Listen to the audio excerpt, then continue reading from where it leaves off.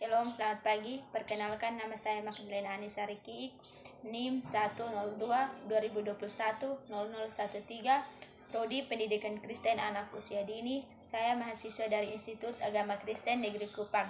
Baik, di sini saya akan menjelaskan materi tentang profesi kependidikan.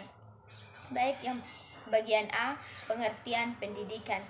Menurut Undang-Undang Nomor 20 Tahun 2003 tentang Sistem Pendidikan Nasional menyatakan bahwa pendidikan adalah usaha sadar dan terencana untuk mewujudkan suasana belajar dan proses pembelajaran agar peserta didik secara aktif mengembangkan potensi dirinya. Terdapat beberapa hal penting dari konsep pendidikan menurut bunyi undang-undang tersebut, yaitu yang pertama, pendidikan adalah usaha sadar yang terencana. Yang kedua, proses pendidikan yang terencana itu diarahkan untuk mewujudkan suasana belajar dan proses pembelajaran. Yang ketiga, suasana belajar dan pembelajaran itu diartikan agar peserta didik dapat mengembangkan potensi dirinya. Yang berikut, akhir dari proses pendidikan adalah kemampuan anak memiliki kekuatan spiritual, keagamaan, pengendalian diri, kepribadian, kecerdasan, dan akhlak mulia. B. Dasar, fungsi, dan tujuan pendidikan. Dasar yang dimaksud di sini adalah dasar pelaksanaan yang mempunyai peranan penting untuk dijadikan pegangan dalam melaksanakan pendidikan di sekolah atau lembaga-lembaga pendidikan lainnya.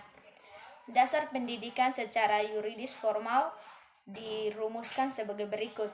Yang pertama, Undang-Undang Nomor 4 Tahun 1950 tentang Pendidikan dan Pengajaran, Nomor 2 Tahun 1945, Bab 2 Pasal 4 yang berbunyi, pendidikan dan pengajaran berdasarkan asas-asas dalam Pancasila, Undang-Undang Dasar Republik Indonesia, dan kebudayaan bangsa Indonesia. Yang kedua, TAP MPR nomor 2 tahun 1993 tentang GBHN dalam bab 4 bagian pendidikan. Yang berikut, Undang-Undang Republik Indonesia nomor 2 tahun 1989 tentang Sistem Pendidikan Nasional berdasarkan Pancasila dan Undang-Undang Dasar 1945. Dan yang terakhir yaitu Undang-Undang Republik Indonesia Nomor 20 Tahun 2003 tentang Sistem Pendidikan Nasional.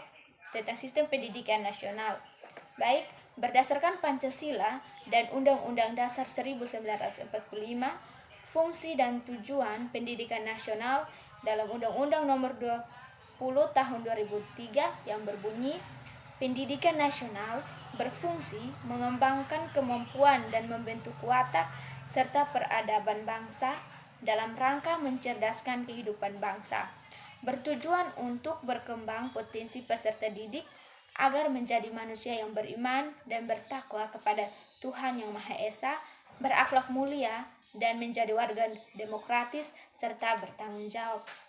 Baik, yang berikut yaitu C. Istilah dan pengertian pendidikan anak usia dini atau PAUD. Pendidikan anak usia dini adalah bentuk layanan pendidikan bagi anak dengan rentang usia 0 sampai 6 tahun, diberikan sebelum anak memasuki sekolah dasar. Nah, sasarannya adalah mencapai kematangan perkembangan anak, yaitu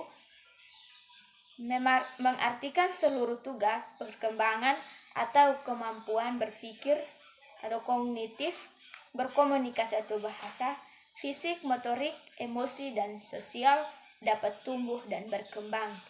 Baik, yang berikut yaitu D. Jenis dan bentuk layanan PAUD. Layanan pendidikan bagi anak usia dini diselenggarakan menjadi 3 jalur, yaitu formal, non-formal, dan informal PAUD. Formal berbentuk taman kanak-kanak atau TK. PAUD non-formal yaitu kelompok bermain atau KB. PAUD informal yaitu pendidikan keluarga dan lingkungan. Nah, usia masuk pendidikan anak usia dini pada umumnya Taman Penitipan Anak atau TPA bagi bayi usia 0 sampai 2 tahun. Kelompok bermain itu untuk anak usia lebih dari 2 sampai kurang 4 tahun dan untuk taman kanak-kanak atau TK berusia 4 sampai 6 tahun. Taman kanak-kanak dibagi dua, yaitu kelas A untuk anak usia 4 sampai 5 tahun dan kelas besar atau B untuk anak usia 5 sampai 6 tahun. Alasan pentingnya pendidikan pada masa usia dini. Ada 2 dasar mengapa sejak usia dini anak penting untuk dididik, diarahkan, dibimbing, dan difasilitasi. Yang pertama, berkaitan dengan perkembangan otak. Berdasarkan penelitian tentang peranan otak, para ahli PAUD berkeyakinan bahwa yang pertama, perkembangan intelektual yang paling cepat terjadi pada usia 5 tahun. Yang kedua, anak tidak terlahir dengan kecerdasan tetap. Yang ketiga, lingkungan atau keluarga yang aktif merangsang perkembangan kecerdasan anak. Yang berikut, pengalaman anak pada masa usia dini membantu anak berkembang secara optimal. Baik, yang kedua, berkaitan dengan persiapan anak masuk sekolah dasar.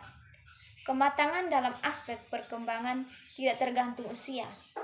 Kenyataan menunjukkan bahwa anak yang tidak mengikuti pendidikan usia dini kurang siap mengikuti pendidikan sekolah dasar meskipun usianya lebih tua. Bagian F yaitu tujuan pendidikan anak usia dini.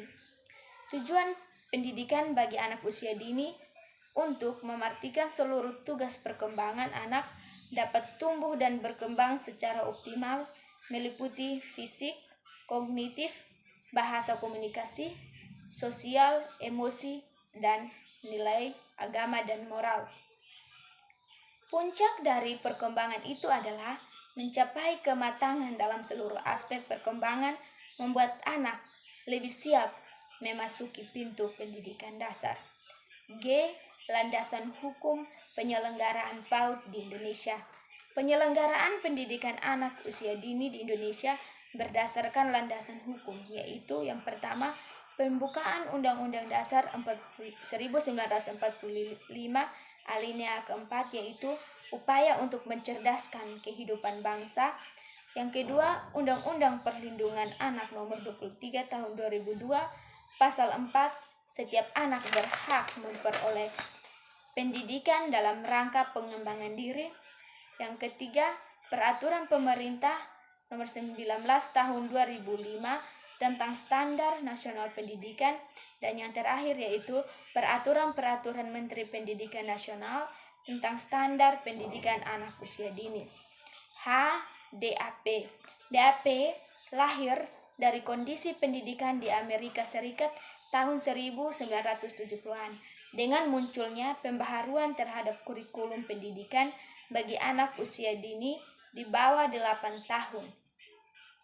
Pendidikan berdasarkan konsep DAP adalah yang pertama, terbangunnya seluruh potensi dalam diri anak. Yang kedua, adanya keterkaitan antara pembelajaran dengan kehidupan nyata.